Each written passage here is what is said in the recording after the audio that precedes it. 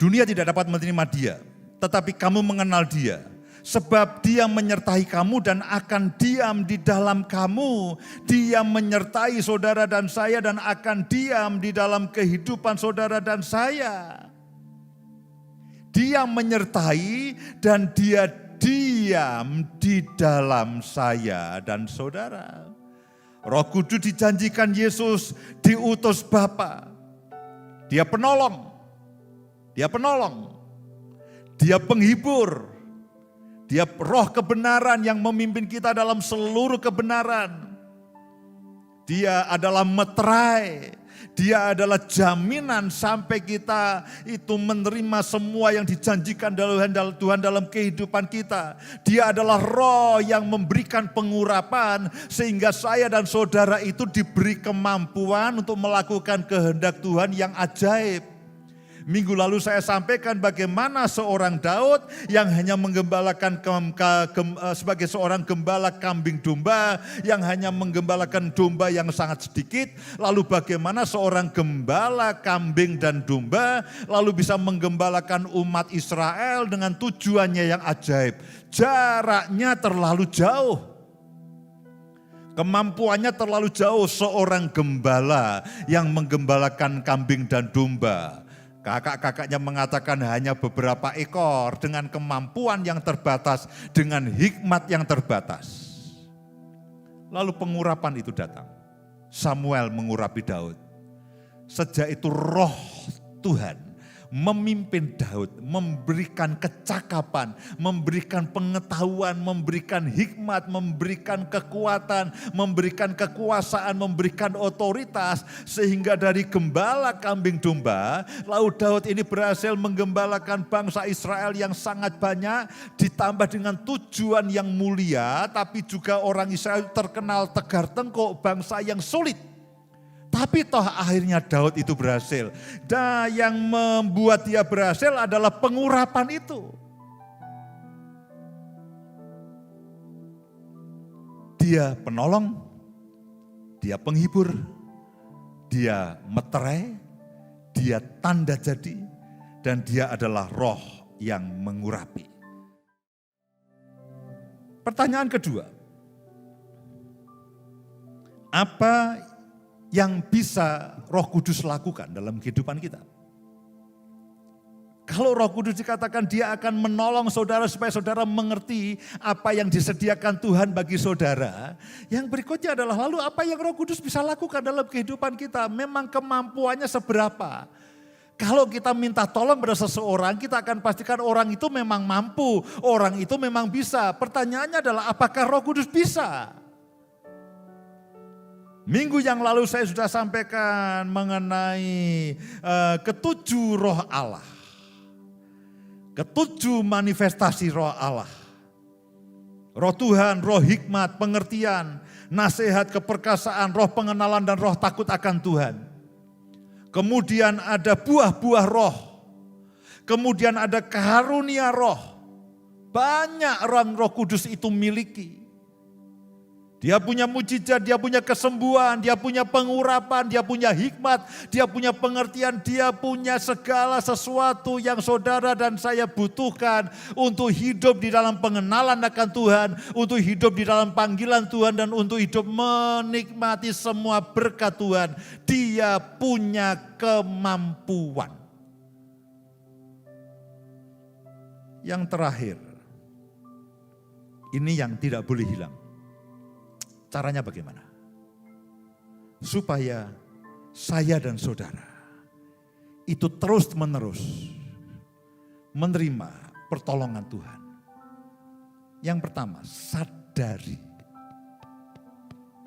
Sadari bahwa Dia ada di dalam kehidupan kita. Dan terus berkomunikasi Roh Kudus.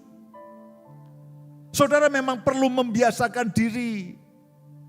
Dunia menolak Roh Kudus. Kalau saudara terlalu banyak bergaul dunia dengan dunia dan saudara terlalu banyak bertukar pikiran dengan dunia, saudara akan kesulitan mengenal Roh Kudus. Karena dunia tidak mengenal Roh Kudus. Kalau saudara hanya belajar hikmat dunia, saudara bertukar pikiran dengan orang dunia, saudara hanya kumpul dengan orang dunia, saudara hanya membaca hikmat dunia, saudara akan kesulitan mengenal Roh Kudus. Karena dunia tidak mengenal Roh Kudus dan tidak menerimanya. Tapi saudara menerimanya. Ada di dalam saudara dan saudara mengenalnya. Yang pertama, sadari kehadiran Roh Kudus dan setiap kali ajaklah komunikasi. Yang kedua, firman. Baca Alkitab setiap hari. Ini adalah perbendaharaan firman yang disampaikan oleh Roh Kudus. Ini juklak yang paling real, yang paling gampang. Firman. Saudara banyak di rumah hari-hari ini tidak boleh kemana-mana. Saudara tidak perlu jajan keluar, saudara tidak perlu jalan-jalan ke mall. Saudara punya banyak waktu baca firman, baca firman, baca firman, baca firman. Yohanes 16 ayat yang ke-13. Tetapi apabila Roh Kudus datang, yaitu roh kebenaran. Roh kebenaran, inilah firman kebenaran. Roh Kudus akan memimpin kamu ke dalam seluruh kebenaran. Roh Kudus akan memimpin saya dan saudara ke dalam seluruh firman. Sebab ia tidak akan berkata-kata dari dirinya sendiri. Tetapi segala sesuatu yang didengarnya itulah yang akan dinyatakannya, dan ia akan memberitakan kepadamu hal-hal yang akan datang. Roh Kudus akan menyatakan kebenaran dan firman itu dalam kehidupan saudara. Dan firman itulah yang menerangi hati kita dan pelita bagi jalan kita. Sehingga setiap kali saudara tahu apa yang harus saudara putuskan dan saudara tahu apa yang harus saudara lakukan. Firman itu yang menolong, firman itu yang menolong. Roh Kudus akan mengingatkan, ini loh firmannya, ini konfirmasi firmannya, ini keputusan yang harus kamu ambil, ini arah yang harus kamu ambil, arah hatimu, arah percayanya hatimu, ini firmannya. Dan kita perlu keyakinan yang berdasarkan firman itu. Karena firman itulah landasan dari iman dan pengharapan kita. Bukan aku kok merasa baik ya, aku kok merasa baik. Tidak, kita perlu firman. Kita perlu kebenaran. Dan Roh Kudus itu akan yang memberitahukan, kamu mengalami ini loh kebenarannya. Kamu mengalami pergumulan ini loh jalan keluarnya. Firman ini akan menjadi jalan keluarnya. Aku beri firman ini kepadamu supaya kamu mengalaminya, kamu mengalami kelepasan. Yang pertama sadari, yang kedua baca firman. Karena Roh Kudus akan mengingatkan firman itu. Selain dia memberikan hal-hal yang praktis dan insidentil, tapi dia akan banyak mengingatkan firman dalam kehidupan saya dan saudara. Yang terakhir, Kisah Rasul pasal yang keempat ayat yang ke-31.